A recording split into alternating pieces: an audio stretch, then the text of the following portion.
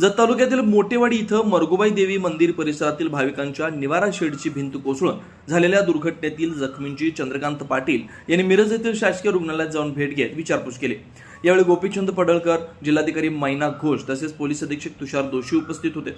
दुर्घटनेनंतर जखमींच्या प्रकृतीची माहिती घेतल्यानंतर पालकमंत्री चंद्रकांत पाटील यांनी मृतांच्या कुटुंबियांना प्रत्येकी 4 लाख रुपयांची आर्थिक मदत देण्याबाबत शासनाकडे प्रस्ताव सादर करण्यात येणार असल्याची घोषणा केली। जखमींवर सुरू असलेल्या उपचारांचा संपूर्ण खर्च राज्य सरकार उचलणार असल्याचं त्यांनी स्पष्ट केलं। मरगुबाई देवी मंदिर परिसरातील निवारा शेडची भिंत अचानक कोसळल्याने भीषण दुर्घटना घडली।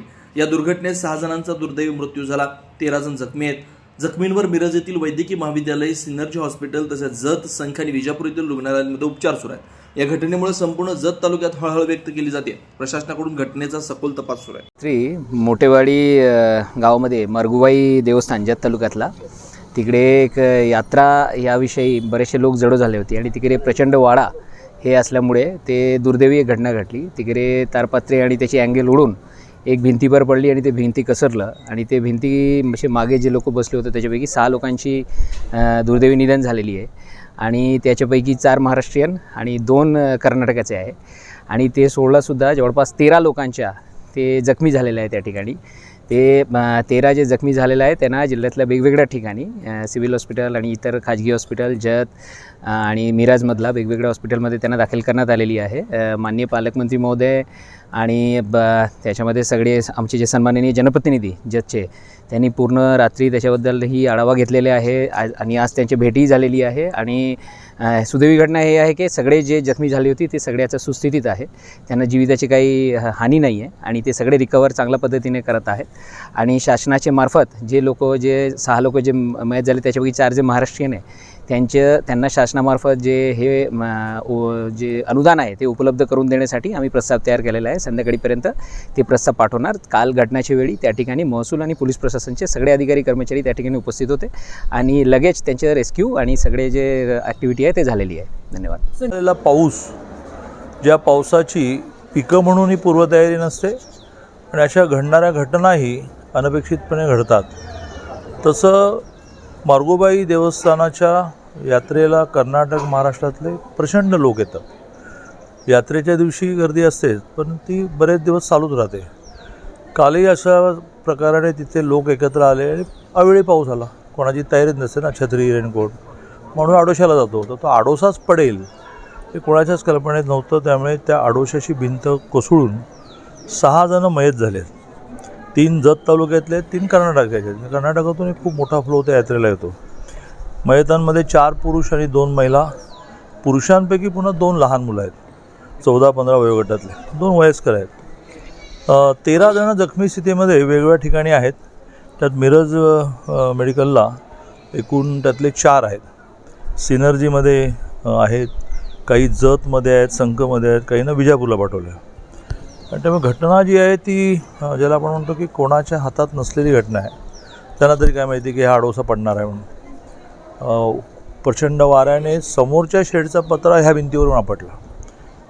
तर आता मृतांच्या नातेवाईकांना प्रत्येकी 4 लाख रुपये मिळवण्याचा प्रस्ताव कलेक्टर महोदयांनी तयार केला आहे। तो मदत पुनर्वसनला जाईल। उद्या सुदैवाने कॅबिनेट आहे, लगेच मदत पुनर्वसनच्या ज्याचे मिनिस्टर आहेत मकरंद पाटील त्यांना मी सांगून पटकन चेक मिळण्याची व्यवस्था करू। जखमींचा सगळा खर्च आम्ही करू, काही सरकारी योजनेतून होईल, काही प्रायव्हेटली होईल, ते प्रायव्हेटली पण आम्ही करू। सिनर्जी लावल्यानंतर प्रायव्हेटली बिल भरायला लागेल ते आम्ही भरू। आणि त्यामुळे अशा प्रकारच्या दुर्घटनानंतर लगेच मदत मिळणं, काल सगळी महसूल आणि पोलीस यंत्रणा प्रसंगाच्या ठिकाणी होती, भराभर शिफ्टिंग झालं आहे। यात जे करावं लागेल ते शासन करणार। जत तालुक्यामध्ये आसंगी तुर्कजवळ मोटेवाडी नावाचं एक गाव आहे।